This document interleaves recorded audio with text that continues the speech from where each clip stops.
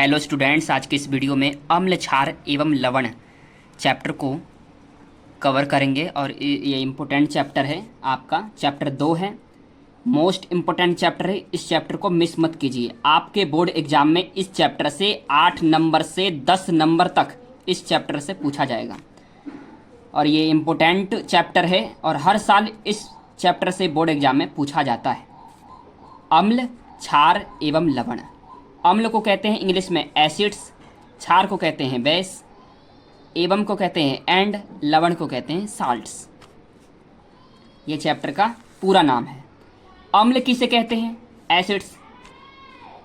जो स्वाद में खट्टे होते हैं क्या कहलाते हैं? अम्ल कहलाते हैं। जो स्वाद में खट्टे होते हैं क्या कहलाएंगे? अम्ल कहलाएंगे। जैसे नींबू है, नींबू को आप स्वाद मुंह में लेते हैं तो खट्टा लगता है तो नींबू है, नींबू अम्ल है। दही है, खट्टा है। इमली है, कच्चे फल, जैसे कच्चे फल में जैसे कि आम, जैसे आम ले लिया। आम क्या है? आम जो कच्चा होता है उसको आप खाएंगे तो खट्टा लगता है, तो कच्चे फल अम्ल होते हैं। अब इसकी दूसरी डेफिनेशन आप देखें, अम्ल की दूसरी डेफिनेशन क्या होगी? अम्ल वे पदार्थ होते हैं जो जल में विलय होने पर आयनित होकर हाइड्रोजन आयन उत्पन्न करते हैं, यानी कि जल में घुलनशील होते हैं। अम्ल क्या होते हैं? आप जल में डालेंगे, जल में ये घुलनशील होते हैं और घुलनशील होने के बाद भी आयनित होकर क्या करेंगे? हाइड्रोजन आयन उत्पन्न करते हैं, H+ आयन उत्पन्न करते हैं। जैसे कि HCl है, HCl को आप इसे तोड़ेंगे तो H+Cl-। तो HCl का रासायनिक नाम क्या है? Hydrochloric acid. HCl का क्या नाम है? रासायनिक नाम हाइड्रोक्लोरिक एसिड।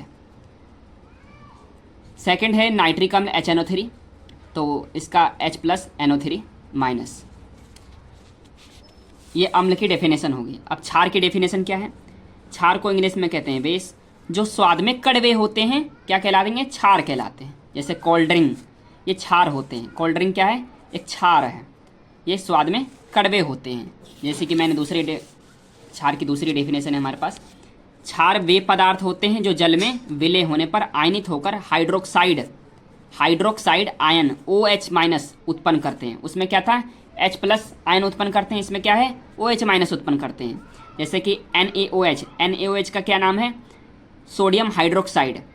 ये इसे कास्टिक सोडा कह सकते हैं, ठीक है। एक होता है KOH को कहते हैं कास्टिक पोटास, इसे कहते हैं कास्टिक सोडा। कास्टिक सोडा का सूत्र है NaOH और इसे आप तोड़ेंगे, ब्रेकअप करेंगे तो Na+OH-।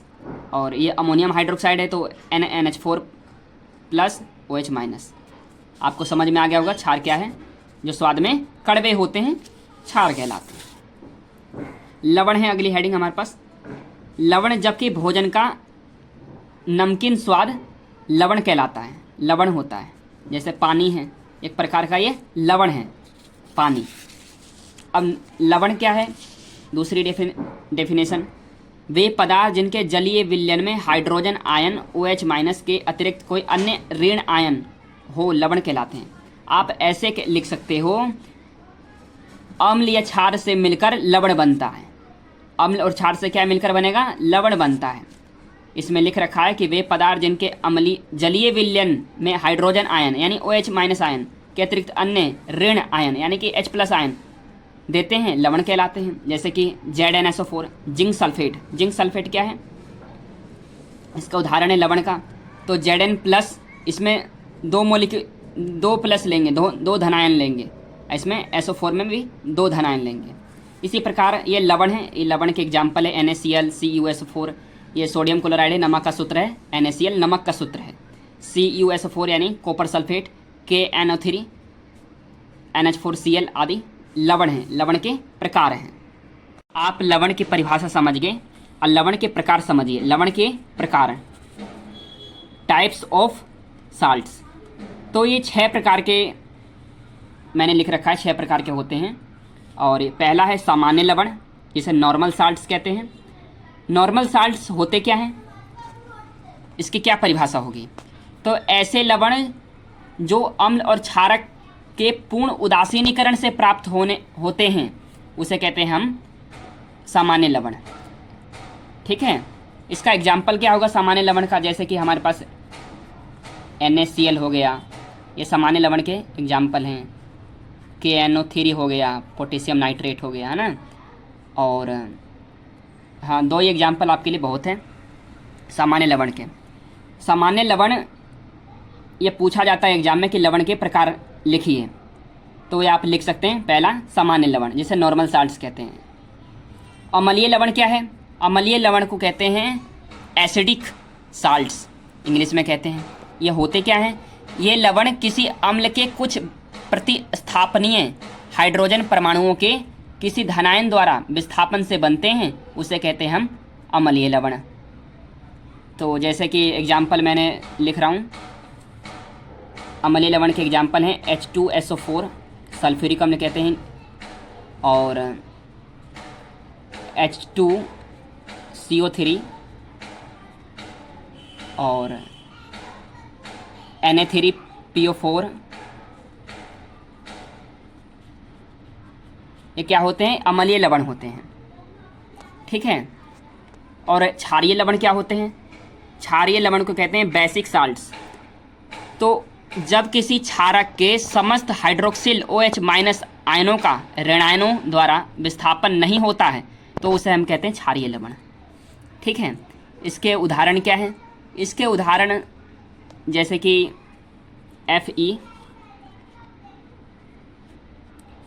FeOH का थ्राइज,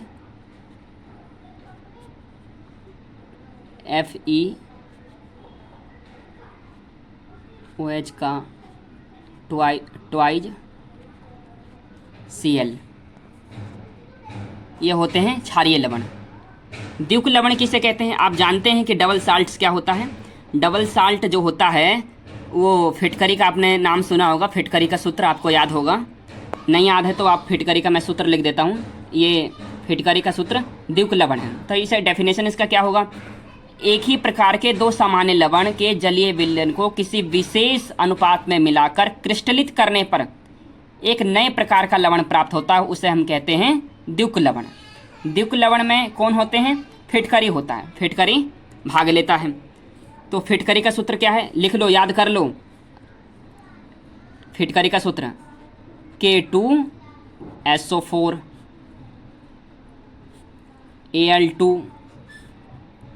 Al2 और SO4 का थ्राइज 24H2O, ठीक है। ये फिटकरी का सूत्र है हमारे पास। ये क्या है? फिटकरी का सूत्र है। अगला है हमारे पास संकर लवण। संकर लवण कहते किसे हैं? इंग्लिश में तो कहते हैं इसे कॉम्प्लेक्स साल्ट। तो कहते किसे हैं संकर लवण? संकर लवण कहा जाता है ऐसे लवण जो जलीय विलयन में संकर आयन देते हैं, उसे हम कह देते हैं संकर लवण, यानी कि कॉम्प्लेक्स साल्ट कहा जाता है। कॉम्प्लेक्स साल्ट का जो एग्जाम्पल है वो है पोटेशियम फेरोसाइनाइड, यानी कि K4FeCN6, ठीक है। ये संकर लवण का एग्जाम्पल है, उदाहरण है। एक और मैं एग्जाम्पल बता देता हूँ, एक और क्या होता है। एक और है हमारे पास diamine silver first chloride, यानी कि AgNH2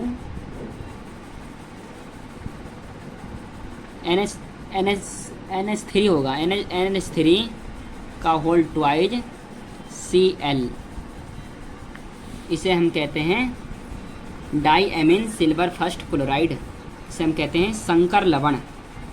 आपको समझ में आ गया होगा, संकर लवण क्या कहा जाता है। मिश्रित लवण क्या है?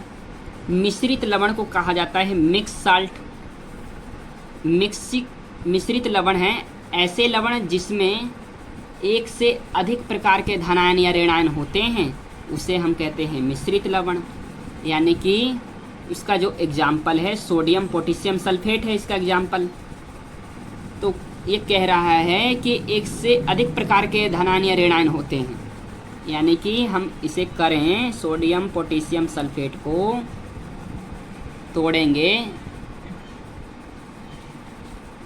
क्रिया करेंगे तो क्या बनेगा, Na प्लस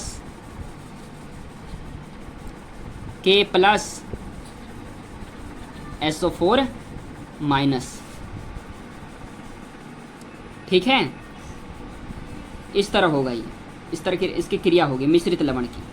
तो आपको वीडियो कैसी लगी हो, वीडियो अच्छा लग रहा हो तो वीडियो पर सब्सक्राइब ज़रूर कर देना, ये आप ज़रूर कर सकते हैं। ठीक है ना, आपके वीडियो के नीचे ये सब्सक्राइब का बटन आ रहा होगा तो आप सब्सक्राइब कर सकते हैं। अगली हेडिंग है हमारे पास सूचक, इंग्लिश में कहते हैं इंडिकेटर। सूचक वे पदार्थ होते हैं जिनका अम्लीय विलयन में एक रंग तथा क्षारीय विलयन में भिन्न रंग, भिन्न मतलब अलग रंग होते हैं, अर्थात जिनका रंग पीएच परिवर्तन के साथ बदल जाता है, उसे हम कहते हैं सूचक, सूचक कहलाते हैं। सूचक के प्रकार, सूचक कितने प्रकार के होते हैं? सूचक को दो भागों में बांटा गया है, एक होता है प्राकृतिक सूचक, एक होता है मानव निर्मित या संश्लेषित सूचक। प्राकृतिक सूचक क्या है? नेचुरल इंडिकेटर, वे सूचक जिन्हें प्राकृतिक स्रोतों से प्राप्त किया जाता है, जिसे हम कहते हैं प्राकृतिक सूचक कहते हैं। उदाहरण के लिए जैसे लिटमस है, लाल पत्ता गोभी है, हल्दी है, प्याज है, वैनिला है, लौंग है, ये सब क्या है? प्राकृतिक सूचक है, प्राकृतिक ने हमें ये सब दी है। अगली हेडिंग है संश्लेषित सूचक यानी सिंथेटिक इंडिकेटर, वे सूचक जिन्हें प्रयोगशाला में तैयार किया जाता है, जिसे लेबोरेटरी में क्या किया जाता है? तैयार किया जाता है, उसे हम कहते हैं संश्लेषित सूचक। उदाहरण के लिए फिनोल्फ्थैलिन, फिनोल्फ्थैलिन और मेथिल ऑरेंज। फिनोल्फ्थैलिन क्या करते हैं? ये रंगीन घोल होते हैं और इसको फिनोल्फ्थैलिन को हम क्षार में मिलाने से फिनोल्फ्थैलिन का रंग कैसा हो जाता है? गुलाबी हो जाता है। आपके बहुविकल्पीय प्रश्न में ये पूछा जाएगा कि हम फिनोल्फ्थैलिन को क्षार में मिलाने पर कैसा रंग होएगा? गुलाबी। चारों ऑप्शन आ जाएंगे, गुलाबी, नीला, पीला, हरा, तो आपको गुलाबी टिक करना होगा। अगला है अम्ल। फिनोल्फ्थैलिन को अम्ल में मिलाने से फिनोल्फ्थैलिन का रंग कैसा हो जाता है? रंगहीन हो जाता है, यानी कलरलेस हो जाता है। ठीक है। मैथिल ऑरेंज क्या है? मैथिल ऑरेंज नारंगी रंग का एक द्रव है। ठीक है, नारंगी रंग का एक द्रव है। हम मैथिल ऑरेंज को हम क्षार में मिलाएंगे, इसमें हम मिलाएंगे तो कैसा हो जाएगा? मैथिल ऑरेंज का रंग पीला हो जाएगा, येलो हो जाएगा, येलो कलर का। और अम्ल में मिलाने से मैथिल ऑरेंज का रंग कैसा हो जाता है? रेड कलर का हो जाएगा, लाल हो जाता है। आपको समझ में आ गया होगा। आपको मैं बता दूं, आप चैनल पर नए आए हैं, चैनल को सब्सक्राइब कर लें, बेल आइकन घंटी को प्रेस कर लें, आपको ज़्यादा से ज़्यादा लोगों के साथ शेयर करें। आपको वीडियो इन्फॉर्मेटिव लग रही हो, वीडियो को लाइक कर दो। दोस्तों, महत्वपूर्ण सूचना मैंने इसलिए लिख रखा है कि अम्ल को हम लिटमस जो हमारा पेपर होता है, अम्ल को नीले रंग के लिटमस पेपर को लाल कर देता है। अम्ल क्या करता है?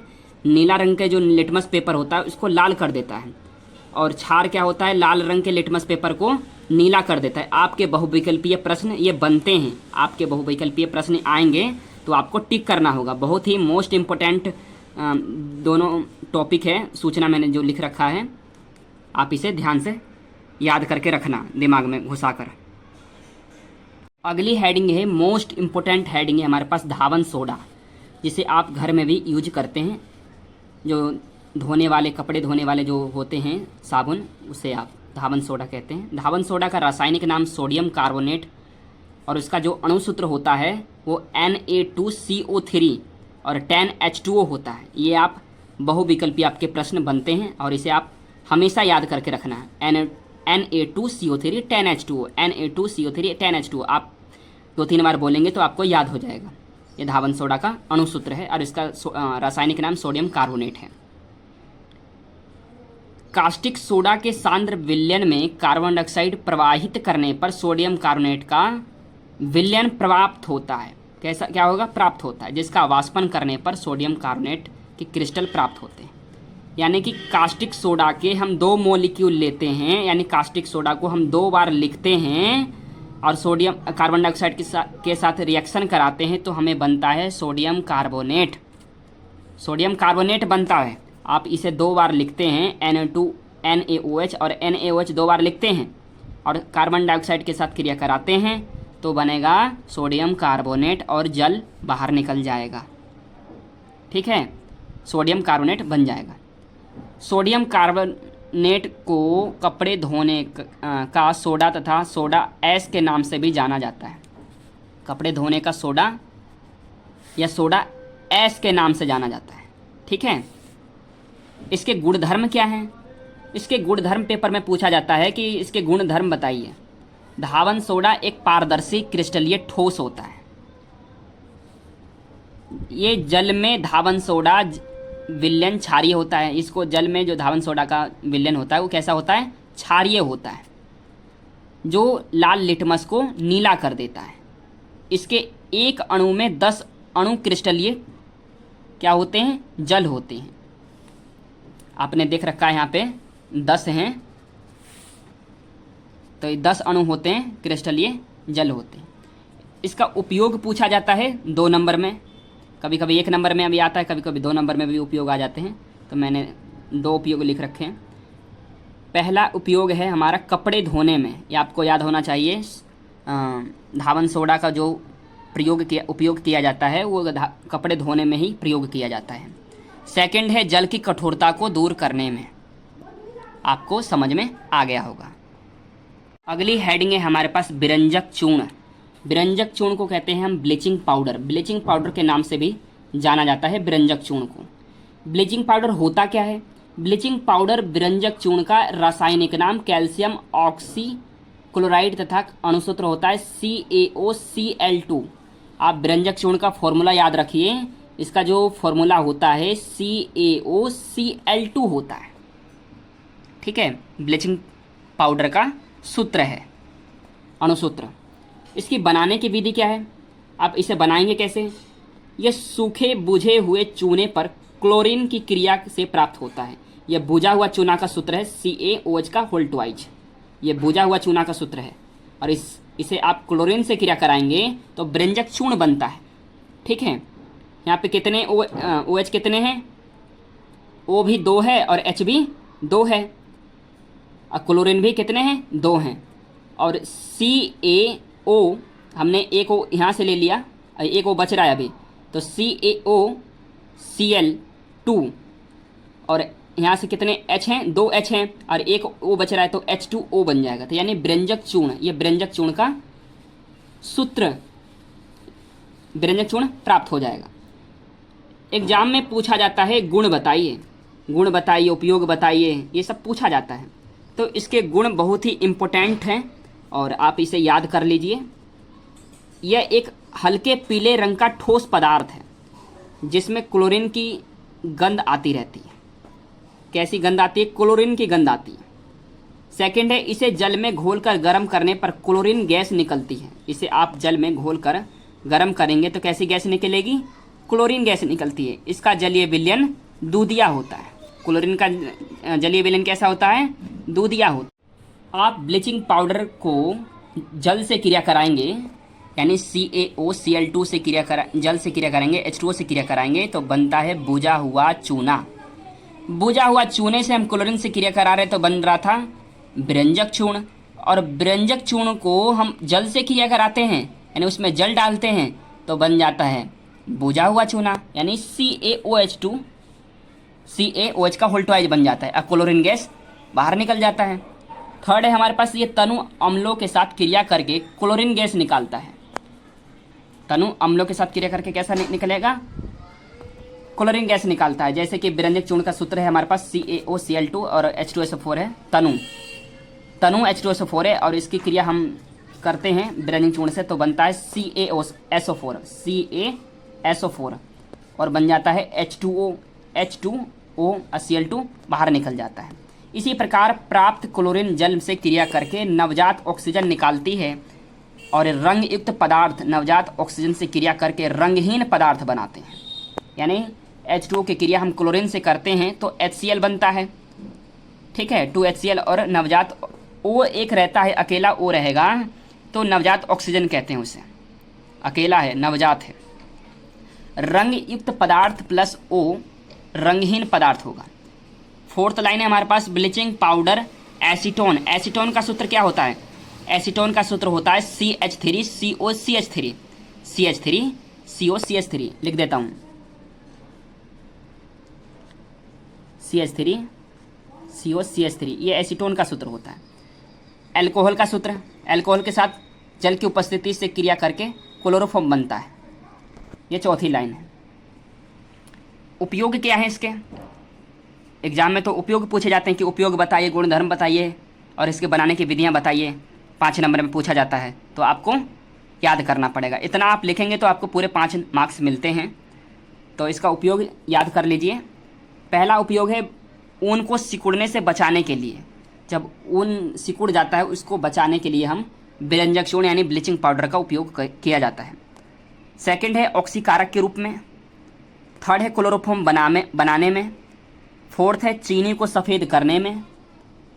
फिफ्थ है पेयजल की जीवाणु रहित करने में। और सिक्स्थ है सूत, लकड़ी की लुगदी आदि का रंग उड़ाने में विरंजक के रूप में उपयोग किया जाता है। किसका? विरंजक का। आप समझ गए होंगे ये इसका उपयोग था। आप इतना लिखेंगे तो आपको पूरे 5 मार्क्स यानी 5 मार्क्स 5 नंबर मिलते हैं आपके बोर्ड एग्जाम में। अगली हेडिंग है प्लास्टर ऑफ पेरिस, जिसे POP के नाम से जाना जाता है। Plaster of Paris most important heading है। आपके इस हेडिंग से 5 नंबर का क्वेश्चन बनता है। प्लास्टर ऑफ पेरिस एग्जाम में हर साल पूछा जाता है POP। तो जिप्सम को 120 डिग्री से 130 डिग्री सेल्सियस पर गर्म करने पर प्लास्टर ऑफ पेरिस बनता है। बनाने की विधि क्या है? जिप्सम का सूत्र लेंगे, जिप्सम आप लेंगे, इसको 2 मॉलिक्यूल लेकर 120 से 130 डिग्री सेल्सियस पर इसे आप गर्म करेंगे तो प्लास्टर ऑफ पेरिस बन जाता है। यानी CaSO4 का होल ट्वाइज और H2O और 3H2O बाहर निकल जाता है। ये प्लास्टर ऑफ पेरिस का सूत्र है। ठीक है, आपको ऐसे समझ में नहीं आ रहा होगा कि बनाने की विधि जो है कि कैसे कैसे हो गया, ये कैसे रिएक्शन बन गया। तो मैं आपको फिर दोबारा बता रहा हूँ। ये 2 मॉलिक्यूल है ना, तो इसको 2 बार आप लिख लीजिए, 2 बार इसे आप लिख लीजिए। जैसे मैंने लिख लिया 2 बार, CaSO4 2H2O, CaSO4 2H2O, 2 बार मैंने लिख लिया ना। अब आप इसे 120 डिग्री सेल्सियस से 130 डिग्री सेल्सियस टेम्परेचर पर आप इसे गर्म कीजिए। आप इसे गर्म करेंगे तो CaSO4, तो CaSO4 कितने बार है? 1 बार, आइए 2 बार। तो CaSO4 का होल ट्वाइज मैंने 2 बार कर दिया। ठीक है, यहाँ पे 2H2O है, यहाँ भी 2H2O है। तो यानी कितने हैं? 2 दूनी 4, 4 हाइड्रोजन है, 2 दूनी 4, 4 4 8 हाइड्रोजन हो गए। 8 हाइड्रोजन है, 2 ऑक्सीजन है। तो 1 ऑक्सीजन तो हमारे पास ये हो गया, सॉरी 2 दूनी 4, 4 हाइड्रोजन है और 4 हाइड्रोजन इसमें भी है, इसमें भी 2 ऑक्सीजन है और इसमें भी 2 ऑक्सीजन है। तो इसमें 3 ऑक्सीजन यहाँ पे हो गया और 1 ऑक्सीजन यहाँ हो गया, 4 ऑक्सीजन हो गए। और हाइड्रोजन कितने हैं? 8 हाइड्रोजन है। तो 2 हाइड्रोजन यहाँ हो गया, 3 दूनी 6, 6 हाइड्रोजन यहाँ हो गए। तो 6 2 कितने होते हैं? 8 होते हैं। ये पूरा बैलेंसी संतुलित हो गया, इसको संतुलित समीकरण हो गया। ठीक है ना, आपको समझ में आ गया होगा। कुछ भी डाउट होगा तो आप कमेंट सेक्शन में ज़रूर पूछ सकते हैं, कैसे हुआ, क्या हुआ। ठीक है, इससे आसान और कोई नहीं बताएगा कि इससे और कैसे होगा। गुणधर्म क्या है इसके? प्लास्टर ऑफ पेरिस सफ़ेद रंग का चूर्ण है एक तरफ से, जैसे पाउडर होता है वो उस तरह से है प्लास्टर ऑफ पेरिस, जो तेज गर्म करने पर निर्जल CaSO4 कैल्शियम सल्फेट में बदल जाता है। यानी कि CaSO4 का होल ट्वाइज H2O को तेज गर्म करेंगे तो कैल्शियम सल्फेट में बदल जाता है। ठीक है।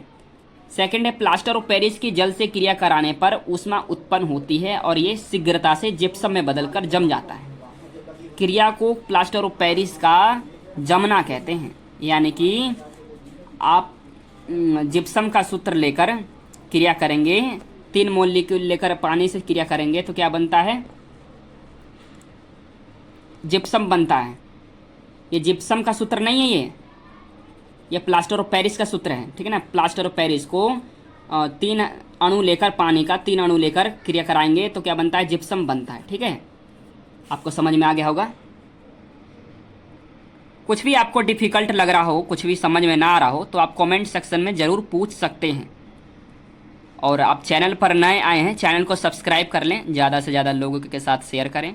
आपके फ्रेंड्स हों, मित्र हों, दोस्त हो, भाई हो, बहन हो, आप उनके साथ शेयर करें।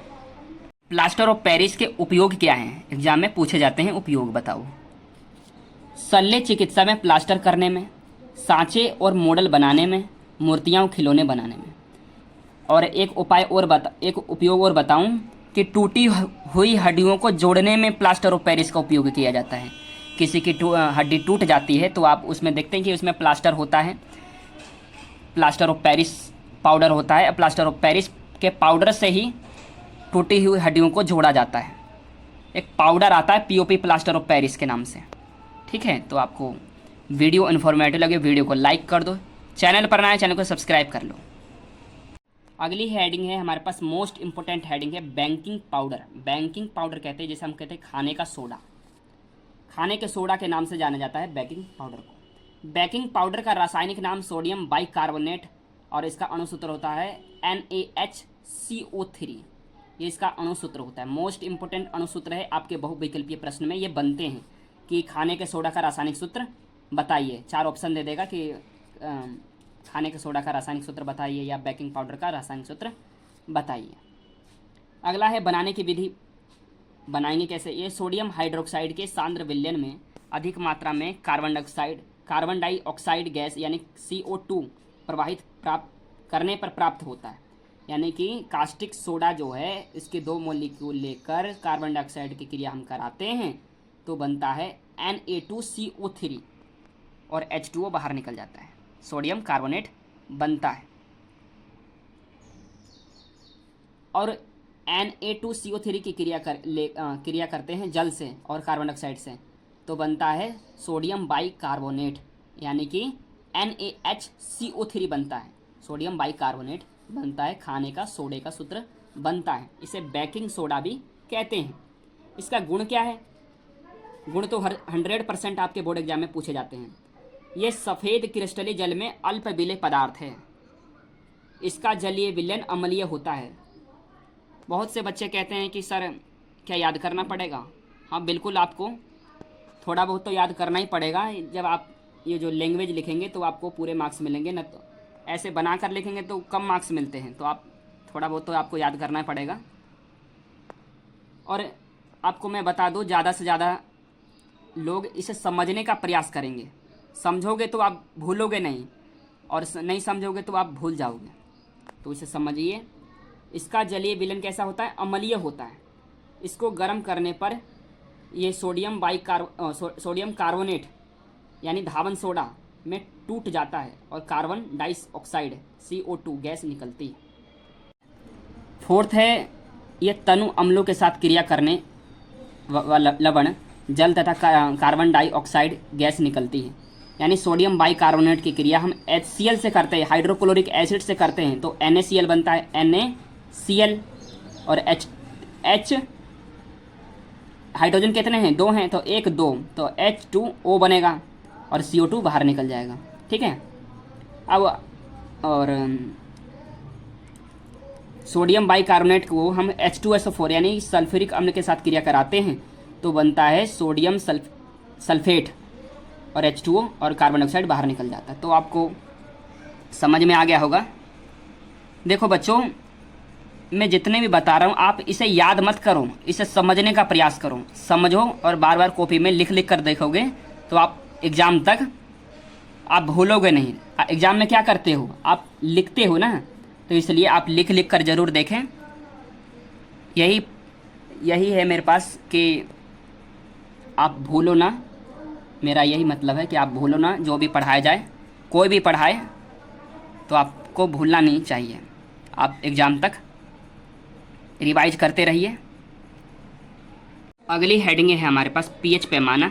इसे पीएच स्केल कहते हैं। आप इसे विस्तार से समझने का प्रयास कीजिए। ये मोस्ट इम्पोर्टेंट टॉपिक है पीएच स्केल। पीएच का क्या मतलब है? पीएच का मतलब है किसी विलयन में उपस्थित हाइड्रोजन आयन की सांद्रता ज्ञात करने के लिए विल्सन ने, एक विल्सन वैज्ञानिक थे, विल्सन वैज्ञानिक थे, नाम उनका था, क्या था? विल्सन, विल्सन नाम था। विल्सन वैज्ञानिक ने 1909 में एक स्केल विकसित किया जिसे हम कहते हैं पीएच स्केल कहते हैं। क्या कहेंगे? पीएच स्केल कहा जाता है। पी का मतलब क्या है? बहुत से बच्चे कहेंगे कि सर पी का क्या मतलब है? पी का मतलब है पुशांश। क्या मतलब है? पुशांश कहते हैं, पुशांश कहेंगे, ठीक है। इंग्लिश में भी लिख देता हूं, POTENZ, पुशांश कहा जाता है, ठीक है। जो एक जर्मन शब्द है, इसका मतलब यह है शक्ति से है, पावर से, शक्ति से। पी का मतलब शक्ति से, पावर से है। पीएच स्केल का मान जो होता है वो 0 होता है और अधिक अम्लीय से 14 तक होता है और अधिक क्षारीय तक होता है, ठीक है ना। और बात करें कि पीएच स्केल पर विल्सन ने हाइड्रोजन आयन सांद्रण को 10 की ऋणात्मक घात के रूप में व्यक्त किया जाता है। इसको 10 की घात में व्यक्त किया जाता है और इस ऋणात्मक घात का चिन्ह बदलने पर प्राप्त संख्या विल्सन का पीएच बताती है। पीएच ये बताती है कि किसी विलयन का पीएच मान 10 के ऋणात्मक घातों का वह संख्या है जो उस विलयन का हाइड्रोजन आयन सांद्रण प्रकट करती है। आपको समझ में आ गया होगा। पीएच पैमाना, पीएच पैमाना क्या है? पीएच स्केल, पीएच पैमाना अम्ल एवं क्षारकों के जलीय विलयन में हाइड्रोजन आयनों की सांद्रण मापने का प्रयुक्त होता है। पीएच स्केल, पीएच स्केल ये होता है कि उदासीन अम्लीय क्षारीय विलयनों के पीएच मान का परास है। ये 0 से लेकर 14 तक होता है, 0 से लेकर 6 तक होगा तो अम्लीय है, और 7 आ जाएगा तो उदासीन है, और 7 के बाद आएगा 14 तक आएगा उसे कहते हैं हम क्षारीय। 7 रहता है शुद्ध जल का, जो वो होता है, मतलब शुद्ध जल जो होते हैं वो उदासीन होते हैं, शुद्ध जल उदासीन होते हैं।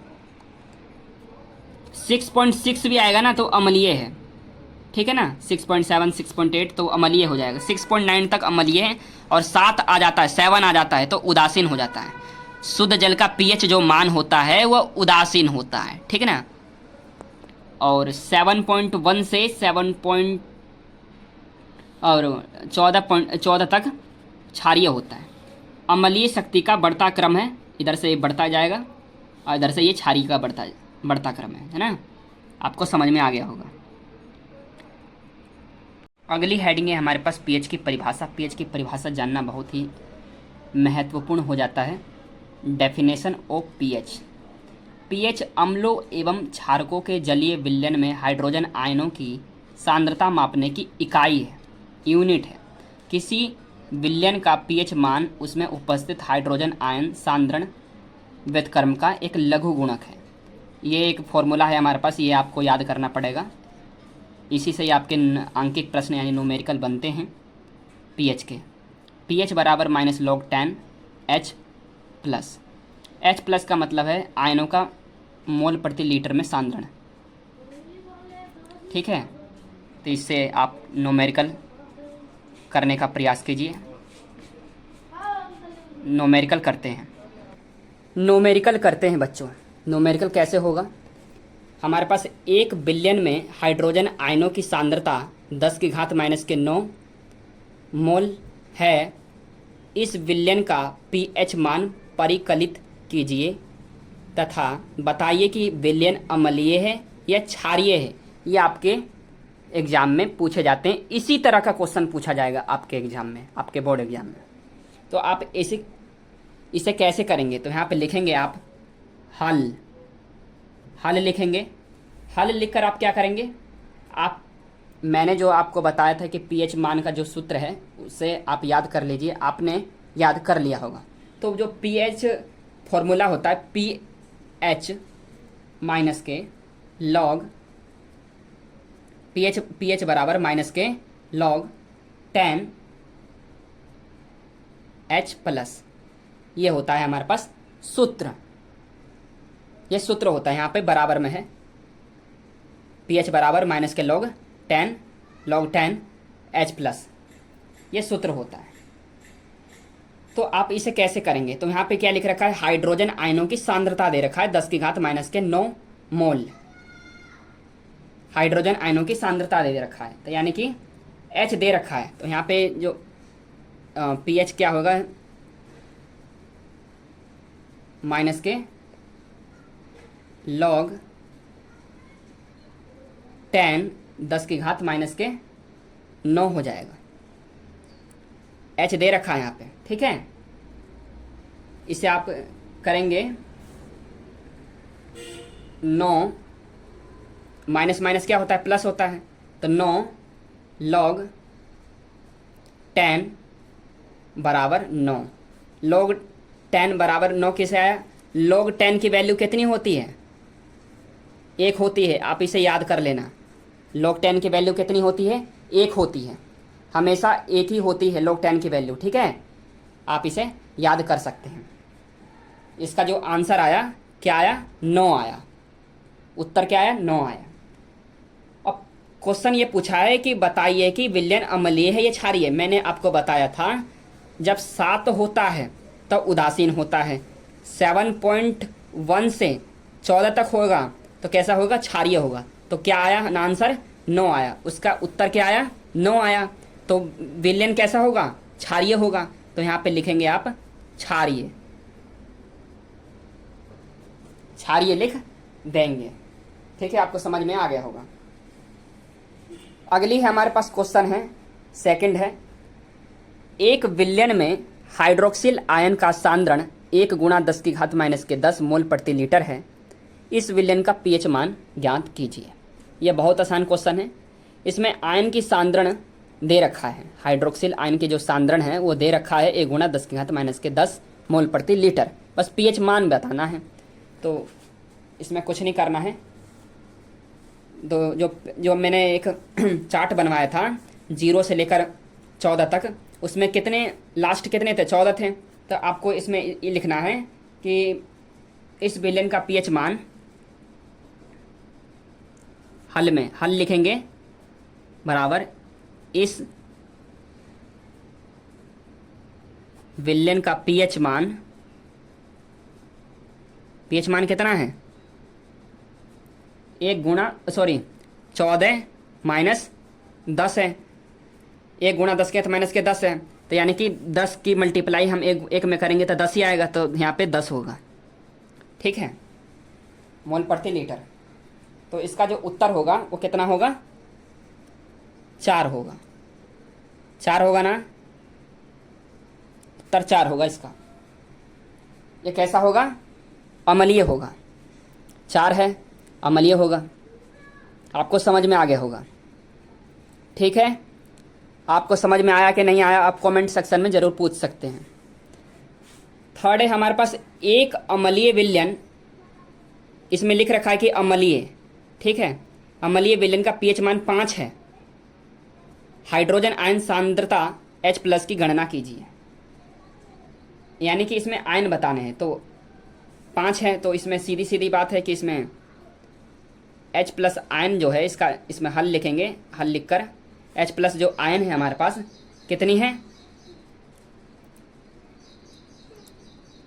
कितनी है, 5 है। तो आप इसे 10⁻⁻5 लिख सकते हैं, ठीक है। ये हमारा उत्तर हो गया, यही हमारा आंसर है, यही हमारा आंसर है। इसमें क्या करना है कि एक अम्लीय विलयन का pH मान है 5 है और हाइड्रोजन आयन सांद्रता 10 H+ की गणना कीजिए लिख रहा है। तो इसमें H+ धनायन 10⁻⁻ के pH है और 10⁻⁻5 ये हमारा उत्तर होगा, ठीक है। आपको समझ में आ गया होगा। तो आपको वीडियो कैसे लगी हो, वीडियो इन्फॉर्मेटिव लगे, वीडियो को लाइक कर दो, चैनल पर नए आए हो चैनल को सब्सक्राइब कर लो। Thank you.